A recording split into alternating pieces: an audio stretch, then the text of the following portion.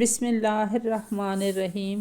السلام علیکم۔ لاکھوں درود و سلام حضور نبی کریم صلی اللہ علیہ وآلہ وسلم کی بابرکت ذات پر۔ خاتم المرسلین حضرت محمد صلی اللہ علیہ وآلہ وسلم کی دوسری ماں حضرت ایمن یا حضور نبی کریم صلی اللہ علیہ وسلم کی سب سے لاڈلی عورت حضرت برکہ رضی اللہ تعالیٰ عنہ، جو کہ آپ کی ولادت سے وفات تک آپ کے ساتھ رہیں۔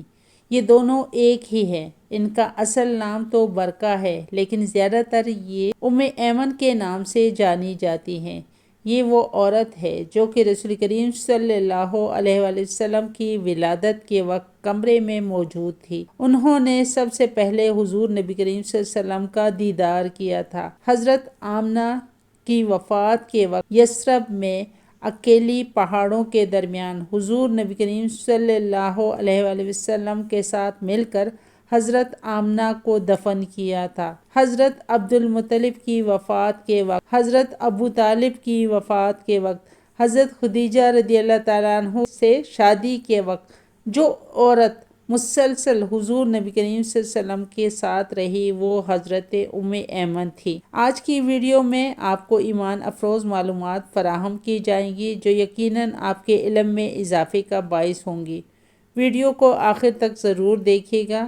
اگر آپ کو میری کاوش پسند آئے تو لائک کر کے میری حوصلہ افزائی کریں اور پروڈکٹیو مسلم کو سبسکرائب کر کے اپنی موجودگی کا احساس دلائیں۔ جزاک اللہ۔ رسول اللہ صلی اللہ علیہ وآلہ وسلم کی حیات طیبہ میں صرف ایک شخصیت ہے جو حضرت صلی اللہ علیہ وسلم کی ولادت سے وفات تک آپ کے ساتھ۔ اس شخصیت کا نام برکہ ہے، لیکن تاریخ انہیں زیادہ ان کی کنیت ایمن سے جانتی ہے۔ جس وقت سیدہ کائنات آمنہ سلام اللہ کے بطن سے حضرت محمد صلی اللہ علیہ وآلہ وسلم کا ظہور ہوا، اس وقت کمرے میں سیدہ آمنہ کے علاوہ صرف ایک شخصیت موجود تھی۔ رسول کریم صلی اللہ علیہ وسلم کی سب سے پہلی زیارت کرنے اور حضور نبی کریم صلی اللہ علیہ وسلم کو سب سے پہلے گود میں لینے کی سعادت برکہ کو ہی حاصل ہوئی۔ برکہ دراصل رسول کریم صلی اللہ علیہ وسلم کے والد گرامی جناب عبداللہ کی واحد کنیز تھی۔ ان کا وطن حبشہ تھا اور وہ خالص سیاہ فام تھی۔ آپ کو بچپن میں ڈاکوؤں نے اغوا کر کے بیچ دیا تھا، لیکن اللہ کی رحمت سے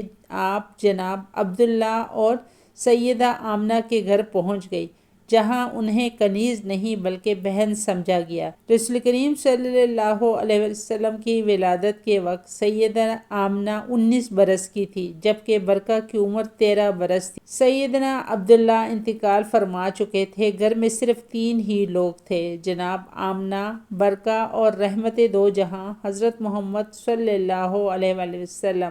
حضرت کی پرورش میں برکہ جناب آمنہ کے ساتھ معاون و مددگار تھی۔ سیدنا عبداللہ تجارت سے واپس آتے ہوئے صرف 25 سال کی عمر میں یثرب کے اندر اپنے ننیال بنو نجار کے ہاں فوت اور دفن ہوئے تھے۔ آقا کریم صلی اللہ علیہ وسلم 6 سال کی عمر کو پہنچے تو جناب آمنہ آپ کو لے کر آپ کے والد کی قبر مبارک کی زیارت کے لیے یثرب گئی۔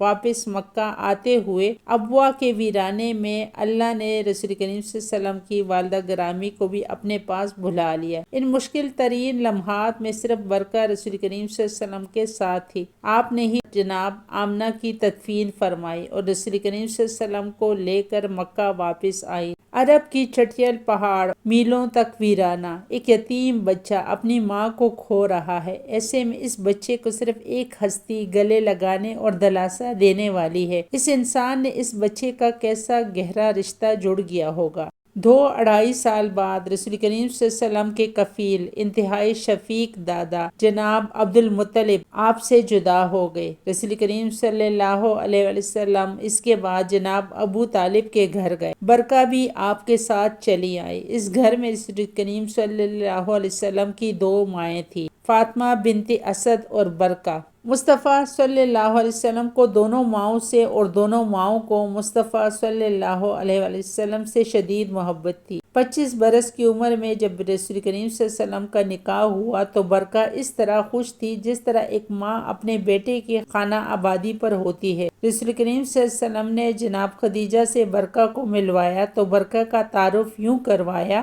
یا خدیجہ یہ میری ماں کے بعد میری ماں ہے۔ رسول کریم صلی اللہ علیہ وسلم یہ بات تاحیات کہتے رہے۔ رسول کریم صلی اللہ علیہ وسلم کی جناب خدیجہ سے شادی کے وقت برکہ کی اپنی عمر 38 برس کی لگ بھگ تھی۔ رسول کریم صلی اللہ علیہ وسلم کی پرورش کی دھن میں برکہ نے کبھی اپنی شادی کے بارے میں سوچا بھی نہ تھا، لیکن رسول کریم صلی اللہ علیہ وسلم چاہتے تھے کہ برکہ کا گھر بھی بس جائے۔ پہلے تو وہ رسول کریم صلی اللہ علیہ وسلم کو چھوڑ کر جانے پر تیار نہ تھی، لیکن رسول کریم صلی اللہ علیہ وسلم اور جناب خدیجہ رضی اللہ تعالی عنہا نے آخر منا لیا۔ برکہ کو باقاعدہ طور پر آزاد کر کے ان کی شادی یثرب کے قبیلے خزرج کے ایک شریف اور خوشحال مرد عبید بن زید سے کی گئی۔ یہ رشتہ حضرت خدیجہ رضی اللہ تعالیٰ عنہ نے کروایا تھا۔ عبید کو سیدہ خدیجہ رضی اللہ تعالیٰ عنہ غالباً تجارت کے حوالے سے جانتی تھی۔ یہ شادی خوشگوار تھی۔ برکہ کے ایک بیٹے ایمن اس شادی سے پیدا ہوئے، یوں آپ ام ایمن ہو گئی۔ ایمن رضی اللہ تعالیٰ عنہ اصحاب رسول اور مجاہدین اسلام میں سے ہیں، جنگ حنین میں شہید ہوئے۔ پہلی وحی کے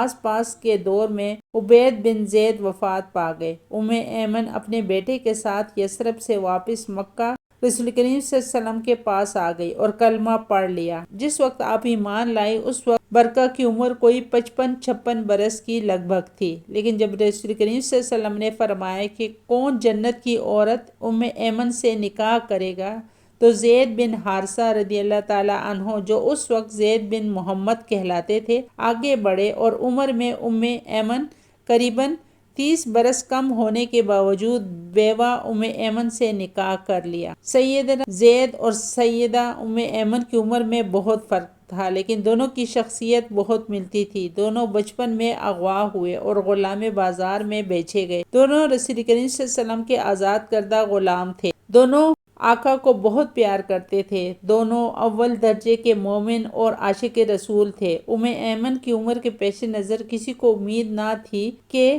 اس نکاح سے کوئی اولاد ہوگی، لیکن اللہ نے زید بن حارث اور ام ایمن کو ایک بیٹا اسامہ بن زید عطا فرمایا۔ اسامہ رسول کریم صلی اللہ علیہ وسلم کو بے حد پیارے تھے۔ رسول کریم صلی اللہ علیہ وسلم اسامہ کو کندھوں پر سوار کرتے، اپنے ہاتھوں سے کھانا کھلاتے، چہرہ دھوتے اور پیار کرتے۔ لوگوں نے رسول کریم صلی اللہ علیہ وسلم سے کوئی سفارش کروانی ہوتی تو اسامہ رضی اللہ تعالی عنہ سے کرواتے۔ اسامہ سے آقا کی اس غیر معمولی محبت کی وجہ یہ ہے کہ اسامہ کی ماں اور باپ دونوں ہی رسول کریم صلی اللہ علیہ وسلم کی زندگی کے عزیز ترین اور انتہائی قریبی لوگوں میں سے تھے۔ اسامہ بن زید رضی اللہ تعالیٰ عنہ بہت سی جنگوں میں مسلمانوں کے سپہ سالار بھی رہے ہیں۔ ام ایمن بھی ہر جنگ میں سرکار کے ساتھ رہتی تھی اور ان کی نظر سرکار پر ٹکی رہتی تھی۔ ان کی عربی بھی کمزور تھی، تبھی بہت سے مزاحیہ واقعات روایت کیے گئے ہیں۔ ان کے شوہر موتا اور بیٹے ایمن حنین میں شہید ہوئے۔ اونٹنی کے بچے والا واقعہ بھی ان کے ساتھ پیش آیا، اور سب سے اعلیٰ بات ان کی قبر بقیع میں ایسے رخ پر ہے کہ سرکار کی قبر کی طرف چہرہ ہے، یعنی ساری عمر سرکار کو آنکھوں کے سامنے رکھا اور مرنے کے بعد بھی سامنے ہیں۔ اللہ حافظ۔